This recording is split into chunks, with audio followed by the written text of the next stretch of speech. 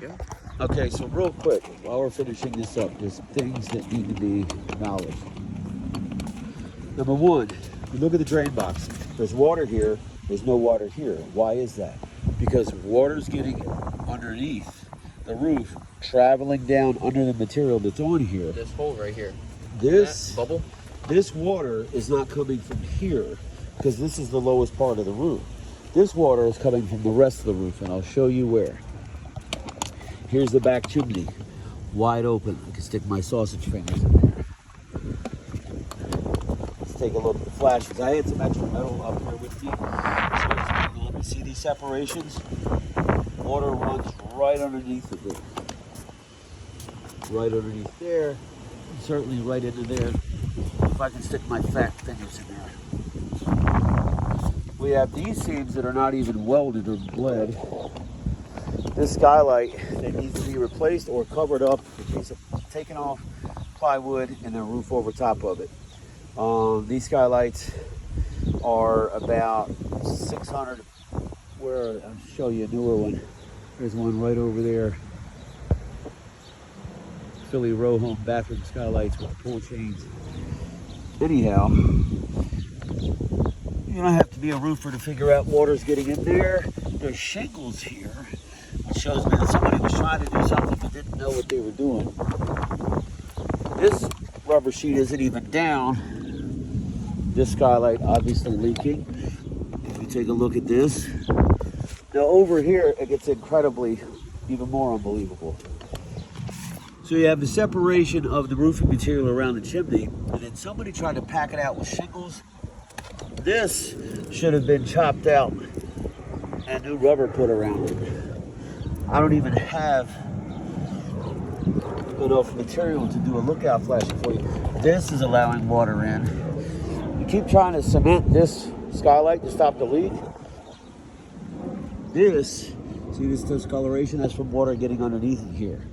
What should have happened was they should have covered it in a plastic bag and duct taped it because that's cracked, so it's letting water in.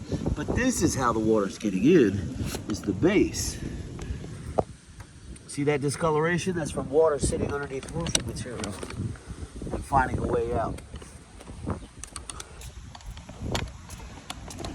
Separations in the material.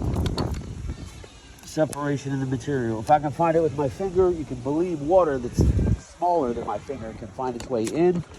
The water gets in, runs its way down. It's roughly about 900 square foot.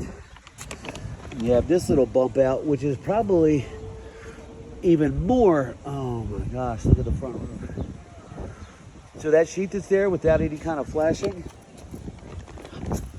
water runs right underneath of that. How do we know? Because the roof is sinking there.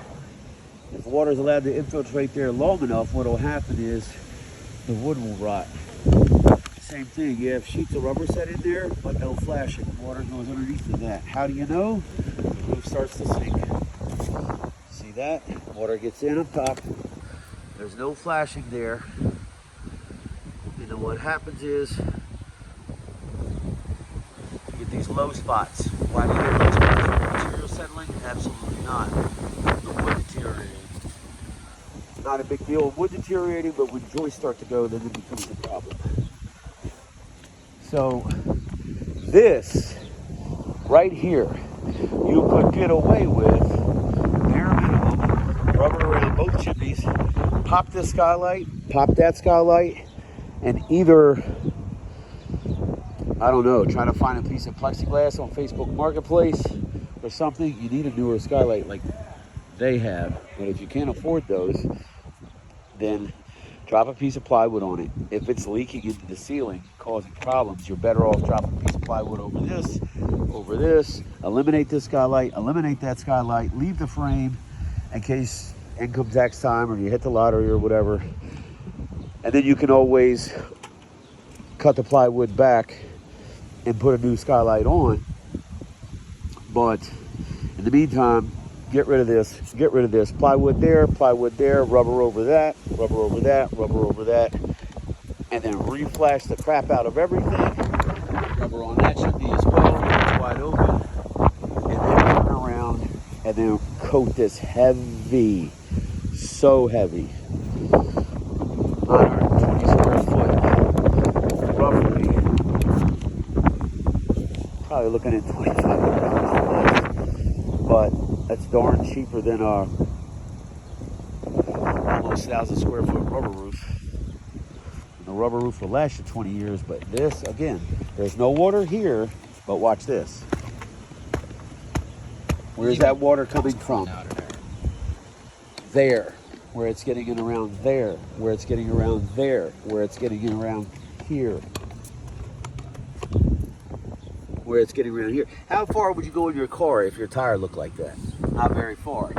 So it's not airproof, which means it's not waterproof. So just know, long range plan. Anyway, let's take a look at the siding if we can. Go on the neighbor's roof for a minute. There's the blue and the white. From up top. Here's the blue and the white.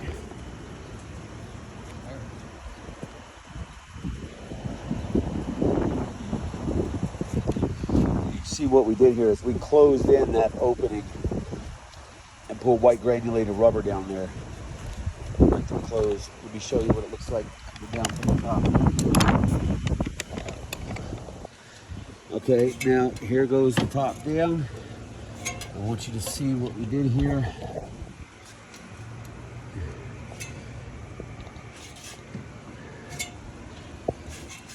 We closed in this side with the white granulated as well. We closed in that side with the new siding, the Heritage Blue. It's a handsome look. It's more expensive than regular siding though because of this color. Ordinarily, a square siding is $120, $130 a square. This is $180 before tax, $190, $192, I think, after tax. But there she is, Heritage Blue with the white trim.